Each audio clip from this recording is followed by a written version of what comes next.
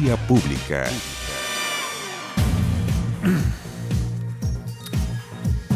¿Cómo están ustedes? Muy buenas noches, bienvenidos a Vía Pública. El Ministerio Público incautó documentos e información recopilada por la Compañía de Jesús sobre las denuncias de abuso sexual que habría cometido el fallecido sacerdote Renato Poblete.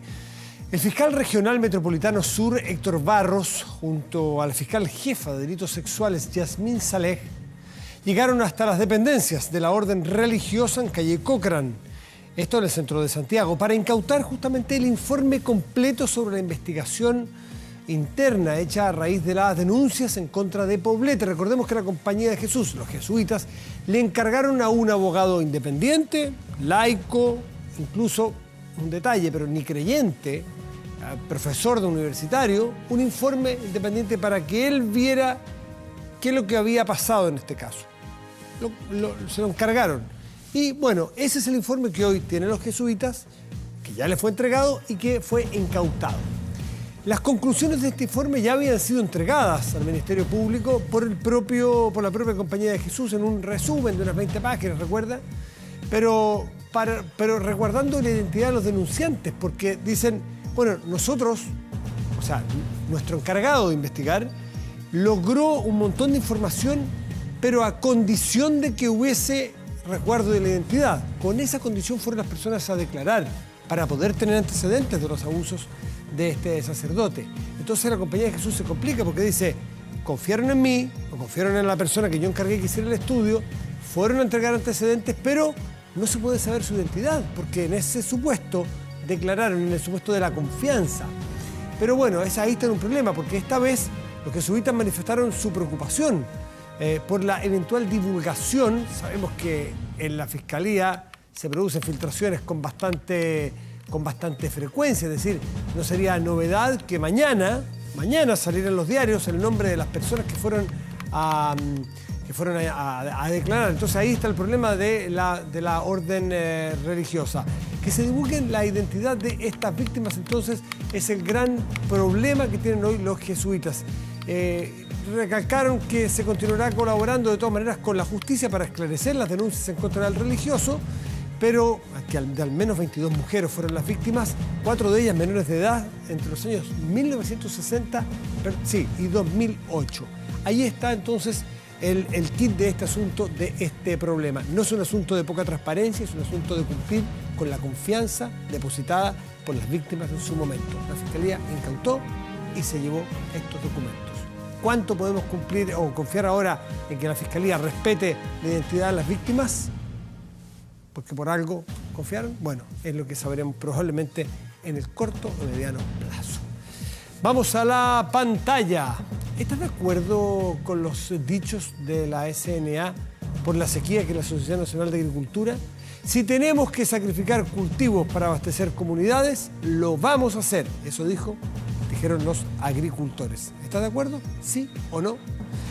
Vamos a nuestra mesa de conversación. Tema ciudadano, tema de interés transversal a lo largo ancho de Chile, en todas las regiones, ciudades, pueblos, capitales, puerto, cordillera, playa o campo. El alza de la luz, el alza de la energía eléctrica en nuestro país. ¿Por qué? Las cuentas subirán en torno al 10% por segunda vez en el año. ¿De qué se trata? ¿Por qué pasa esto? ¿Cómo se podría evitar? ¿Qué es lo que viene a futuro? Héctor Verdejos, director del Departamento de Ingeniería Eléctrica de la Universidad de Santiago. Héctor, gracias por estar aquí. Humberto, nuevamente, gracias por estar aquí. ¿Cómo estás? Muy bien, gracias. Qué bueno. Humberto, explícame primero por qué se da, porque lo que uno lee es que tiene que ver con el tipo de cambio, o sea, con el dólar. ¿El dólar tendrá que ver qué? Porque hoy día tenemos combustibles que todavía los compramos afuera. ¿Ese es el principal costo que tenemos? Primero hay que diferenciar que la tarifa de los clientes regulados tiene 3 componentes, que es la generación, la transmisión y la distribución. De cada 100 pesos que nosotros pagamos como clientes residenciales, usuarios, el 70% es energía. Y es el valor de generar la energía. Exacto, de generar la energía. 70%. 70%. Entonces, ese 70% se actualiza 2 veces al año, en enero y julio, por la salida y el ingreso de contratos de suministro para clientes regulados que se adjudicaron 6 años atrás.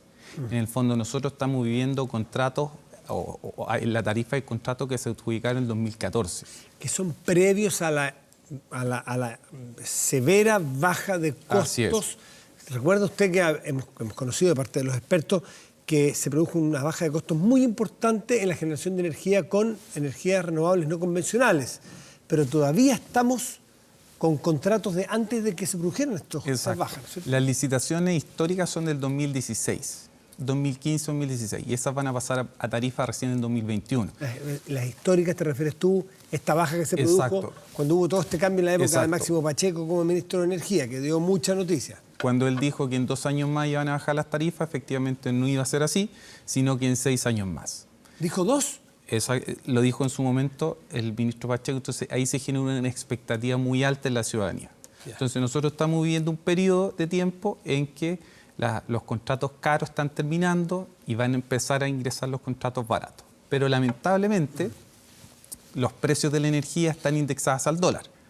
Y cuando se pasa a tarifa, se hace la conversión a peso. Entonces, si el dólar sube 1%, esa componente de la tarifa que es tan cara también sube en el mismo porcentaje. Aprovechando tu calidad de profesor, 70% de la luz que prendemos en la casa, 70% tiene que ver con el valor mismo de la energía, antes Exacto. de distribuirlo, de entregarlo. Exacto.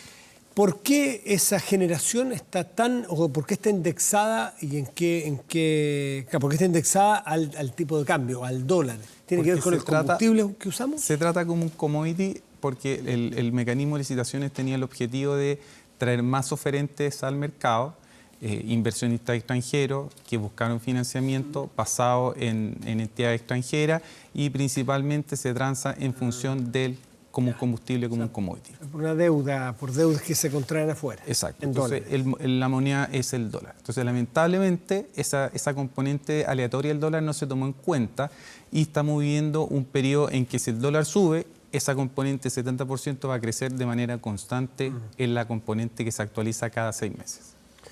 Ya. Y eso es imposible saber en el 2021 cuando entren aquí a jugar a la cancha Los contratos estas baratos. nuevas tarifas con contratos baratos, ¿cómo va a estar el dólar? Una vez el dólar Así está es. en el suelo y es el doble de barato, o sea, por factor nueva tarifa y factor dólar. Hoy día estamos con contratos caros y dólar alto. Así es. Y además existe un retraso en los decretos tarifarios. Por ejemplo, el de enero de 2019 pasó a tarifa en mayo. Entonces hay 4 meses de retraso que se pasan al siguiente periodo tarifario. El de julio de este año, 2019, pasó a tarifa ahora en octubre. Entonces también hay un par de meses adicionales que las empresas de generación dejan de recibir lo que contrataron y por lo tanto se va a pasar al decreto tarifario de enero del 2020. ¿Y ese decreto tarifario es más alto, más bajo? Va a depender. Van a salir contratos caros, van a entrar contratos más baratos, pero lamentablemente va a haber un remanente que hay que pagarlo a la empresa de generación y si el dólar sigue subiendo, esa actualización también va a ser mayor. Entonces, haciendo una proyección en función de cómo está el dólar hasta ahora, a enero del 2020 debemos tener una alza incluso entre el 12 y el 15%. Más. Así es. Otra Entonces, alza del así 15%. es. Entonces, acumulado pudiésemos llegar al 40%. Lamentablemente, ese es lo más complicado de esta situación y ahí es donde yo entiendo que la Comisión Nacional de Energía ha hecho todos los esfuerzos para considerar un valor de dólar semestral promedio y no de un mes para que el impacto no sea tan alto, claro. Pero lamentablemente no ha ocurrido. Entonces, ¿qué hacemos de aquí en adelante? Una de las alternativas más factibles sería generar un mecanismo de estabilización del precio de la energía de la misma forma que se hizo con los combustibles. Claro. De manera que la gente, la que más sufre, la de menos recursos, no recibe estos impactos semestrales de incremento de tarifas que solamente para el 2019 va a estar en torno a los 9.000 pesos. 9.000 pesos en total. Tú me dijiste que el 70% del valor de la energía que nosotros tenemos en la ampolleta en una casa tiene que ver con el valor mismo de la energía. El otro 30%, ¿cómo se desglosa? El otro 30% se divide en 2 partes. El 10% que es la transmisión, es decir, como los medios de generación están muy lejanos de los consumos, hay que utilizar estas torres gigantes, que están las carreteras eléctricas. Y luego la distribución dentro de las ciudades. Para llevarlo de manera que nosotros podamos utilizar la energía, están los postes y los transformadores, que eso es el 20% de la tarifa. Entonces, 70 generación, 10 transmisión y 20 distribución. ¿Y eso cómo se ha comportado para explicar esta alza general del 10%? ¿También está indexado dólar? No, esos ¿O componentes eso no afecta mucho? también se actualizan cada 6 meses, pero están desfasados, pero principalmente con indicadores económicos. No ha habido tanto impacto en esas componentes. Hay que ver de aquí en adelante cómo se comporta la transmisión, principalmente por la ley de transmisión de hace 2 años atrás. Pero en este momento lo que nos está jugando en contra es principalmente la componente de la generación, que pesa un 70% de la cuenta final. Ya. En la última crisis, por así decirlo, energética que tuvimos de precios, de discusión y polémica, recuerdo que tú mismo estuviste aquí explicándonos y estaba en ese momento en discusión o anunciado un proyecto de ley. Y ese proyecto de ley decía, mire, vamos a empezar a revisar, dado que la energía sabemos que es un monopolio natural, ¿no es cierto?, y que tiene tarifas reguladas. La distribución. ¿Solo la distribución? Solo la distribución.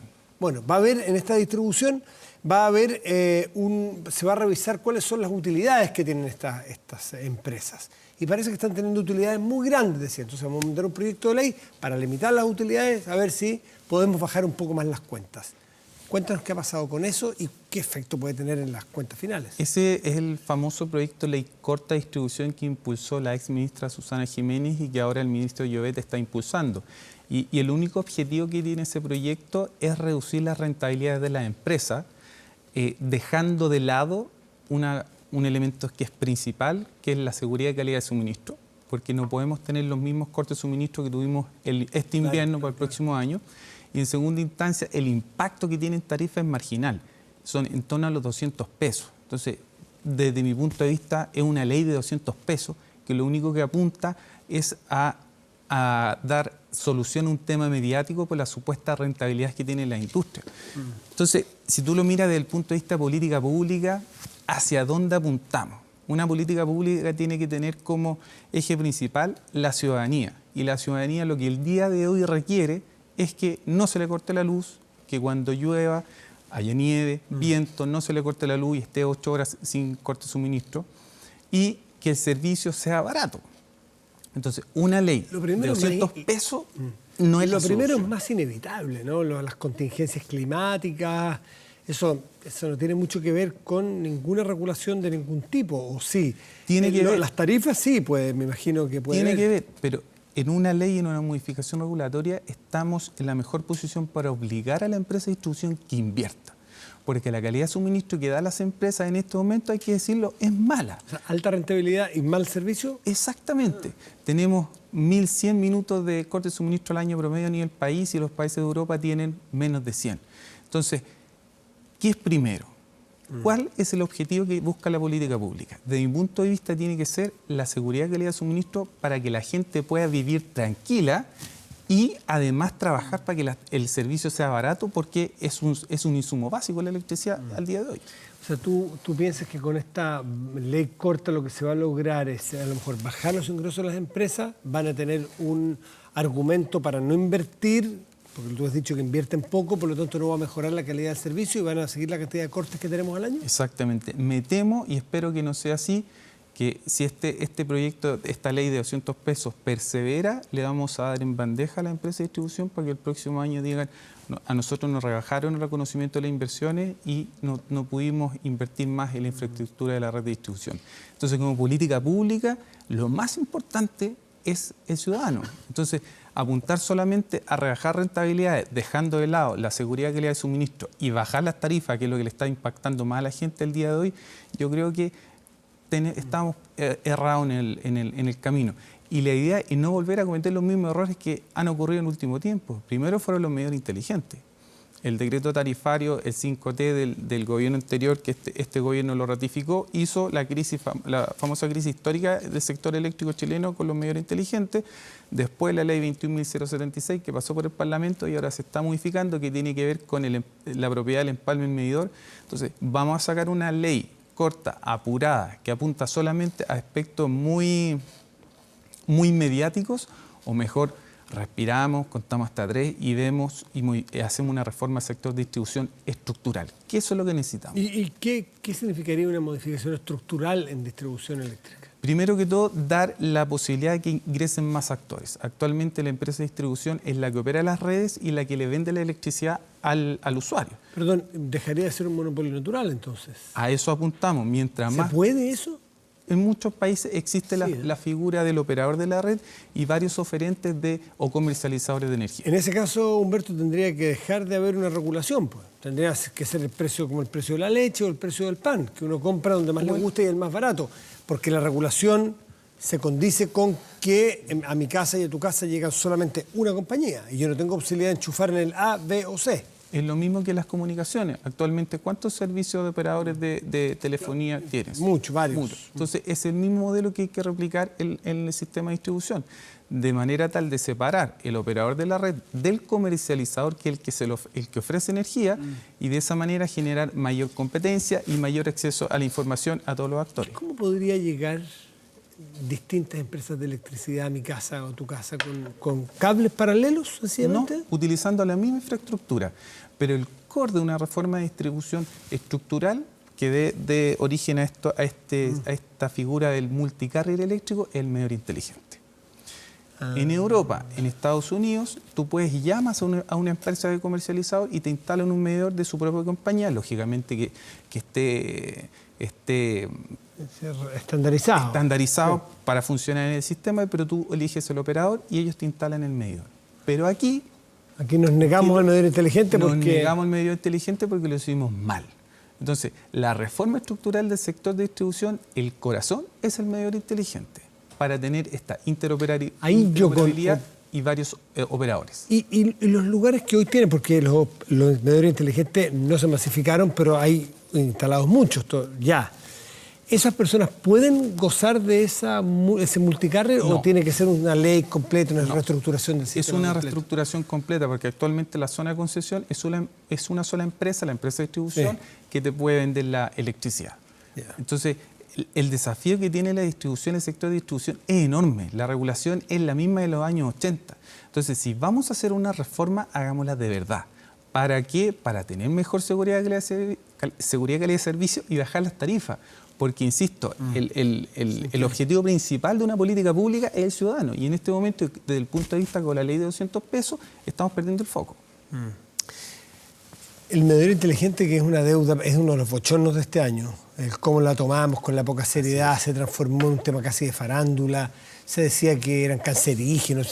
Prácticamente se sacaron el tarot. Mitos de todo tipo. Una cosa impresionante. Y la verdad que nos farreamos. Yo no sabía que tenía que ver con la posibilidad del multicarrier, o sea, que yo eligiera qué empresa me entrega electricidad. Tiene que ver también con el famoso net metering. Es decir, que explícanos de qué se trata. Actualmente, si tú quieres poner un panel fotovoltaico en tu casa y a ti te sobra energía, o tú esa energía la quieras vender a la red, necesariamente debes tener un medidor bidireccional que mida lo que absorbes y lo que inyectas. El medidor de disco y el medidor electrónico, que son los convencionales, no lo permiten. Entonces, para poder fortalecer la generación residencial, debemos tener también instalado el medidor inteligente.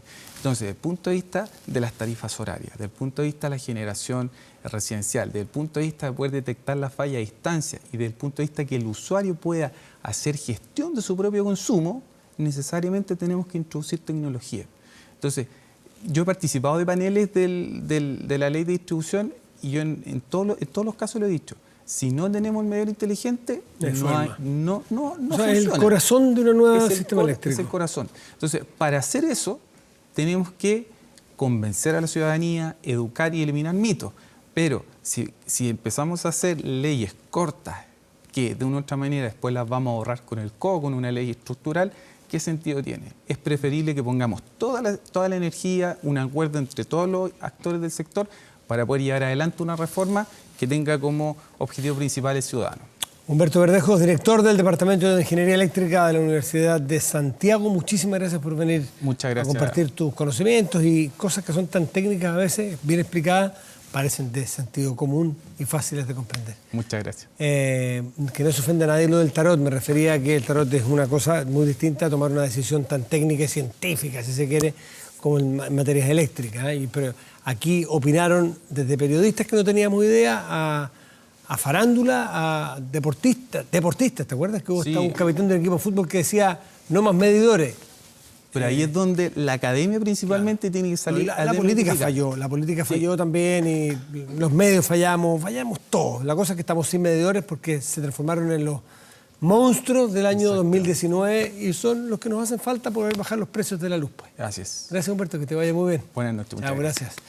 Pausa y volvemos. La pregunta del día tiene que ver con si estás de acuerdo o no con los dichos de la CNA, que dice que si tenemos que sacrificar cultivos para abastecer comunidades, lo vamos a hacer. Sí, el 48%, no el 52%. Vamos y volvemos. Esto es Vía Pública.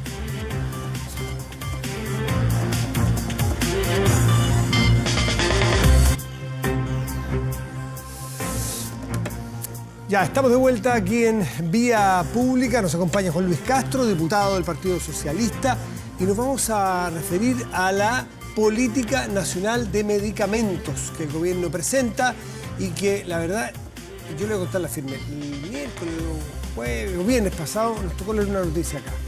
Y alguien me dijo, oye, que estabas enojado leyendo la noticia. No me enojé, naturalmente, pero es que uno se chorea en buen chileno, y creo que la gente en su casa también, a que sigamos escuchando por enésima quinta vez, con muy buena onda, nada que ver en el CERNAC, pero que el CERNAC hace y hace estudios, de que esto y esto son lo mismo y esto cuesta 40 veces más que esto. El CERNAC no es el responsable, el CERNAC es el mensajero. Pero basta, pues el CERNAC no nos va a vender los remedios más baratos, tiene que haber una política de que alguien le ponga el cascabel al gato, de que no nos sigan vendiendo remedios que podrían ser 40 veces más baratos. Que los remedios en Chile son más caros, el mismo remedio que en otras partes. Entonces, ahí tiene que haber una política pública y el gobierno se ha comprometido ahora en empujarlo. Juan Luis Castro, buenas noches. Gracias. ¿Qué tal? Encantado, gusto saludar. Da para enojarse de repente, ¿no? Sí. Porque hay gente que se gasta buena parte de su jubilación en un remedio que podría costarle 30 veces más barato. O sea, yo creo que está bueno de que a la gente le sigamos diciendo, incluso, compare precios. Porque hasta esa recomendación hoy día es media verdad y media mentira. ¿En cuanto a qué?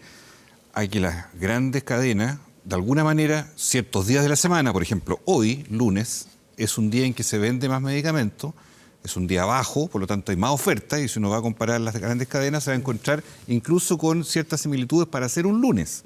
Pero además de eso hay discriminación de precio por barrio. Además de eso, cuando tú llegas al mesón, muchas veces tú dices, oiga, hay citalopram, por mencionar un antidepresivo, crisis de pánico, en fin. No, o sertralina. No, está el Altroline, no, está el original, y son 30, 40 veces, y esa la gente lo sabe. ¿Qué rescato yo hoy? Porque yo fui hoy día a La Moneda y presencié el mensaje del presidente de la República.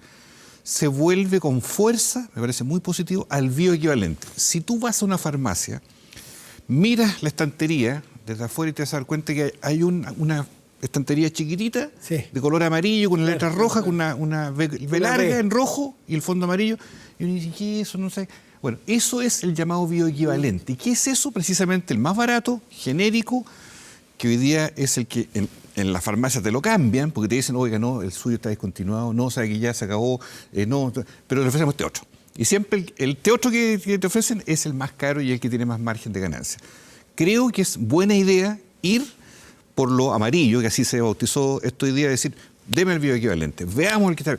Porque te voy a decir una cosa, cuando tú tienes 3 líneas de productos para un mismo principio activo, por ejemplo, se ha sacado el caso del Lipitor, sí, pues, o atorvastatina. Eso es para el Lipitor, para el colesterol, colesterol, ¿no? 40, 50 mil pesos porque es el original, que claro, la industria europea, norteamericana gastó, bien. Pero perdón, el laboratorio... Eso es re justo decirlo, ¿eh? El original es bueno pagar, o sea, pagar el precio porque las investigaciones cuestan mucha plata, pero tienen una carencia, tienen un tiempo, ¿no? Pasado ese tiempo ya se le pagó lo adecuado y justo de pagarle a un laboratorio que hace el gasto en la investigación. Que debo decirte que una de las críticas por las cuales votamos en contra del TTP-11 fue precisamente porque en la cláusula de medicamentos favorecía mucho a esta industria original, pero le dejaba un periodo de castigo a las industrias nacionales, como Chile, para hacer las réplicas o las copias a más bajo precio de esos mismos originales. Pero hay que entre otras cosas. Cuidado, porque si incentivamos mucho la copia, por mucho que nos guste, porque lo hagamos más barato, podemos desincentivar la investigación. Lógico. Hay que ser responsable en ese sentido, ¿no? Sí. Ahora, la industria americana y europea en eso es muy potente. Entonces, en Chile existe un 40% de remedios que se llaman genéricos de marca. Uno dice, ¿qué es eso? Es el Lipox. Estamos hablando de atorvastatina. El Lipox es una marca que corresponde a la misma atorvastatina, del mismo laboratorio, Chile en este caso, y que además tiene la atorvastatina. Si tú me dices, es igual Lipitor, Lipox o atorvastatina, son lo mismo. La diferencia de precio, como 100 veces, más o menos la diferencia entre el más caro y el otro. Entonces, hay toda una concertación de precios que está muy bien articulada y yo creo que es positivo que esto que partió hace años atrás, que se llama bioequivalencia, vuelva a colocarse en la mente de las personas al momento de exigirlo en la farmacia. En la farmacia, Matías, el agente dominante es el señor que está de blanco, ¿no es cierto? Sí. Uno llega y dice, oiga, ¿sabe que tengo esta receta? O ¿sabe? Una consulta médica, porque mire, tengo esta molestia, ¿qué le doy al niño? ¿Qué le doy a mi señora? Y ahí viene toda una inducción. Y obviamente la asimetría hace que uno termine llevándose lo que uno quería llevarse, pero le dicen, mire, esto porque aquí es la salud en juego. Le dice, bueno, yo me llevaría este que tiene un recubierto, claro, que no sé qué. ¿Quién es qué? El único que puede regatear un poquitito, vitrinear, es el enfermo crónico, porque sabe que todos los meses entonces va buscando la oferta, navega por aquí, por allá. Pero el enfermo agudo, que entra a urgencia esta noche ya, tiene que ir a la farmacia más cercana y comprar al precio que le den porque no hay otra alternativa. Ahora, te quiero decir algo. No me parece positivo insistir en algo que me parece que es ridículo a esta altura de la vida. ¿Qué es? Esto de que los paracetamol, los ibuprofenos, que valen 1.000 pesos. Si tú, la gente dice, oye, 1.000 pesos ya. No, es que eso, dicen ellos, el gobierno, hay que llevarlos ahora a los supermercados y las góndolas de los supermercados. Entonces digo, ya, está bien. Pero, a ver, ¿ese es el remedio que le produce problema a la gente? ¿El ibuprofeno, las gotitas, el paracetamol? No. No. ¿Cuál es el antibiótico, la hormona, el analgésico potente, la crema dermatológica, productos que son en aerosol, inhaladores? Esos son los remedios caros de sobre 10.000, 20.000, 30.000 pesos. ¿Y qué es lo que uno echa de menos? Y eso es lo que le pedimos a la autoridad, ojalá que lo haga. No basta, como dijo el presidente hoy día, un observatorio de precios. No basta observar, hay que intervenir en este mercado. ¿Cómo se interviene? Generando, como en otras áreas de la economía en Chile, bandas de precios.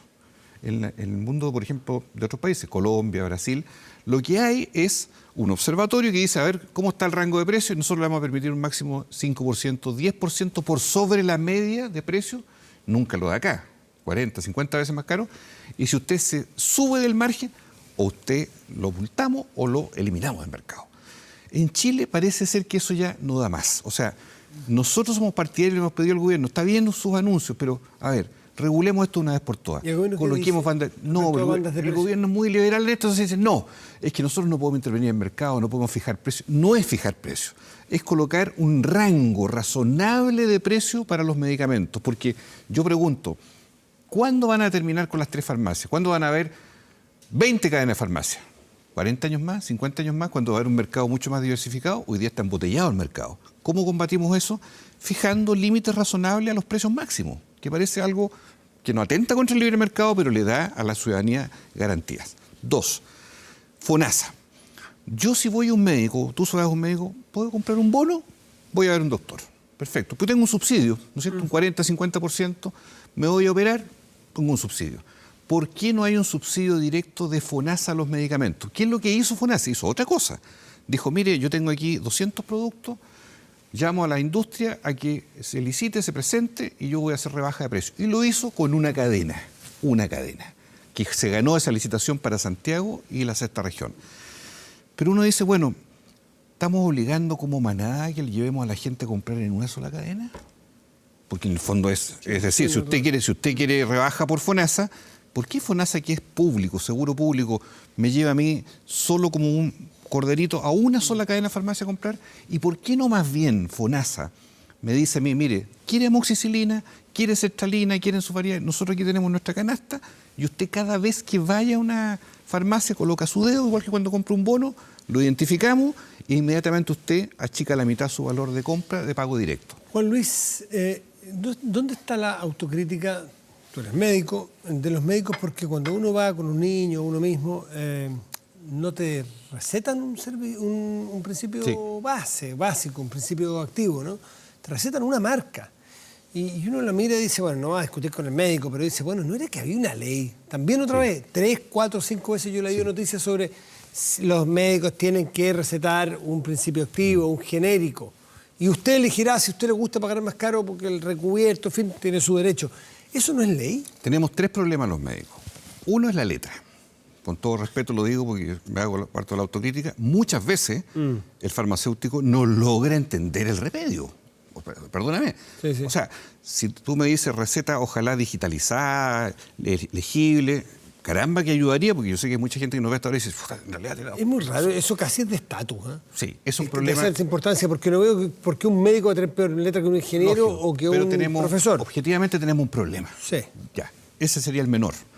Segundo problema, que sí es delicado, lo que se denomina económicamente integración vertical. ¿Qué es esto?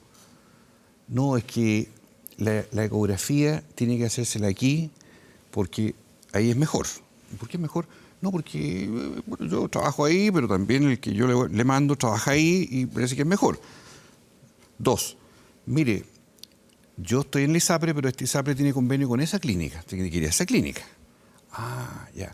3, mire, esta es la oferta en el mesón de la farmacia. ¿Y por qué están estos en oferta aquí en primera línea? Es que es la línea nuestra. Es nuestra línea, somos nosotros, entonces nosotros se le ofrecemos a usted un aparatito, qué sé yo. O sea, prácticamente... Todo esto se llama integración vertical porque en el fondo hay una línea absolutamente cooptada o monopolizada del mismo prestador con otro prestador que pertenece al mismo seguro. Mal puesto. Yo no sé si alguna vez alguien ha ido a comprar a la farmacia. A mí no me ha pasado en que pide un remedio y que el dependiente diga, señor, tengo el genérico, ¿lo quiere? Sí. Uno tiene que pedir. Sí, ese es el incentivo que está hoy día puesto en las farmacias con mucha fuerza, pero además, tercera autocrítica a los médicos, que viene con respuesta y soluciona eso. Los médicos hemos estado acostumbrados por décadas, por los siglos de los siglos, por decirlo de alguna manera, a colocar siempre el original, o muchas veces el original. El original es más caro. Al médico yo reconozco, no todo es maldad, no todo es incentivo perverso. Muchas veces hay productos que solo tienen la marca registrada original. Pero hoy día en Chile tenemos casi 2.000 alternativas distintas llamadas bioequivalentes.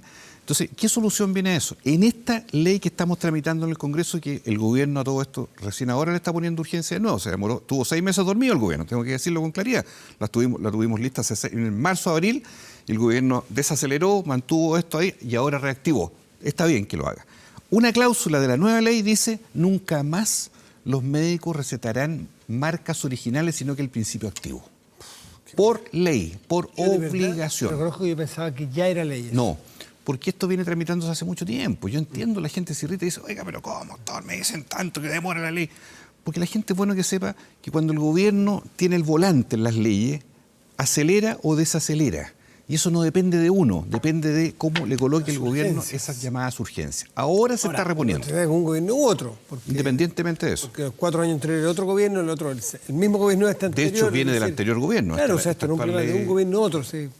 Uno entiende. Y bueno, en fin, ya otro tema, porque a veces uno ve perder tanto tiempo en la política en cosas que no tienen mucho sentido. En cambio, estas cosas que le afectan a todos ustedes y a nosotros en nuestras casas, nos damos el lujo de soportar que duerman desde abril hasta la fecha. Exactamente. Pero yo quiero quedarme con algo positivo de todo esto. Vienen medicamentos llamados bioequivalentes también para los adultos mayores. Progresivamente hay un listado de comunas. Vienen también para los hogares, los establecimientos de larga estadía. Positivo. El fraccionamiento, que es cuando le colocan tijeretillas, ¿no es cierto? Eso yo en Chile no veo que haya entrado. La verdad es que la gente no tiene mucha cultura de eso. ¿Eso ya es ley? Eso fue optativo en la ley anterior, pero en la práctica la industria no ha entrado en esto y la gente tampoco tiene mucho sentido cultural de decir, mire, córteme los remedios, me llevo... Porque lamentablemente en Chile, cada velador en Chile, cada botiquín es una farmacia. Impresionante. ¿O no? Y no sabe de qué era este remedio. La automedicación, y por eso también nosotros decimos no a esto de las ventas de los paracetamoles, las gotas del supermercado, porque hay mucho gancho, mucho para los niños, que el dulce, que viene todo con mucho incentivo para llegar y llevar, pero sin calificar la automedicación, que es un problema. En Chile tenemos mucha intoxicación, mucho intento suicida a veces con pastillas que están ahí al alcance. Pero tiene razón, Juan Luis, porque cada botiquín y cada cajón de nuestras casas es un guardadero de remedios que fueron quedando de tratamientos anteriores. Y vencidos. Y vencidos. ¿Por qué? Porque yo me tenía que tomar 8 y en la caja venían 20. Sí. Y por último te digo algo. Y no me venden 8. Te digo lo siguiente. Falta mano dura en la fiscalización. ¿Por qué? Porque si nosotros estamos elaborando estas leyes, yo digo ya, ¿y por qué todavía seguimos con la venta en las cunetas, en las ferias libres y todo? Porque se vende mucho remedio, si uno lo ve. Se vende. Y la gente... Antibióticos incluso. De todo. En la feria. De todo. Y en Internet, chip libre. En Internet, porque llegan a la casa, es el delivery, por decirlo así de alguna manera.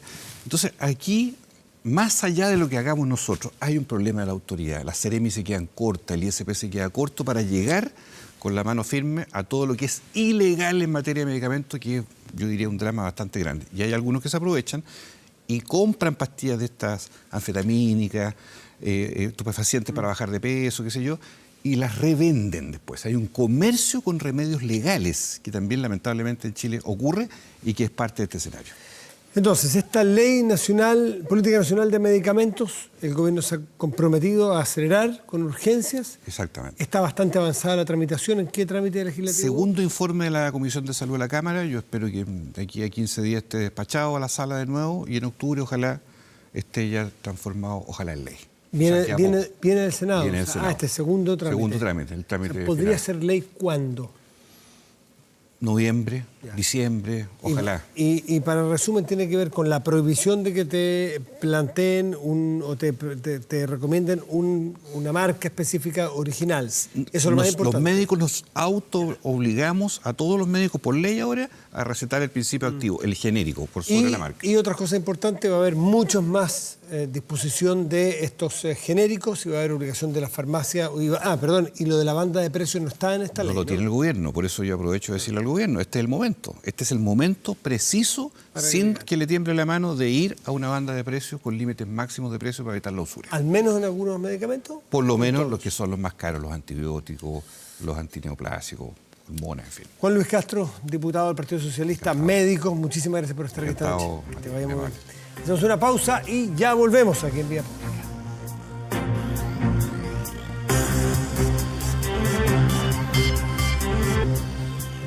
Atención, porque ya comenzó el Cyber Monday en Inmobiliaria Imagina, desde donde puedes acceder a más de 250 departamentos de 1, 2 y 3 dormitorios con un 25% de descuento. Por eso, no se pierda esta oportunidad ingresando ahora mismo a imagina.cl para conocer estas espectaculares ofertas. Y ya sabes, ingresa ahora en imagina.cl y compra hoy tu departamento. ¿Vamos a la pantalla? Vamos. En la pantalla está el resultado a la pregunta, a lo cual los invitamos a participar. Y tiene que ver con esta declaración del Servicio Nacional de Agricultura, el SNA, que dice: si está de acuerdo con los dichos por la sequía, si tenemos que sacrificar cultivos para abastecer a comunidades, lo vamos a hacer. El 48% está de acuerdo, el 52% no está de acuerdo. Bueno, ahí está la respuesta. Vamos al portal de noticias24horas.cl, que es lo que trae en su portada en este momento. Interna Ana Luis Dimas en Hospital de Quilpué. Según el recinto asistencial, el cantante se encontraría estable, afortunadamente, y en buen estado, pero atención con Luis Dimas. La invitación es a revisar nuestro portal de noticias con todos los contenidos de todas nuestras plataformas. Así que ahí está, 24.5. La temperatura en este momento en la región metropolitana es de 17 grados y una décima. Está bien caluroso, se podría decir que eran los focos, no, pero 17 es alto con esta hora. Para mañana y pasado aquí en la metropolitana tendremos, claro, máximas de 30, cielo parcial, martes, máxima 31, nublado, miércoles. Revisemos otras regiones del país, ¿te parece? Bueno, vamos para mañana, Rapa Nui, máxima 21 grados, cielo parcial. En Los Vilos, región de Rapa Nui, región de Valparaíso. Los Vilos, región de Coquimbo, estará despejado y la máxima probable de 23 grados.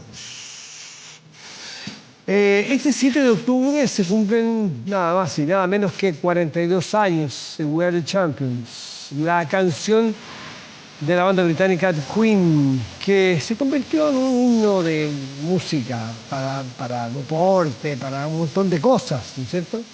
Bueno, con la inconfundible voz de Freddie Mercury, crack de cracks. Y el tema no tardó, fíjese usted, en posicionarse en las listas musicales de todo el mundo. En ese otoño de 1977, y para menos, con este himno que cumple ya 42 años y nos sigue gustando, nos sigue emocionando, nos sigue evocando. Bueno, con este himno nos despedimos hoy. Muy buenas noches y gracias por venir.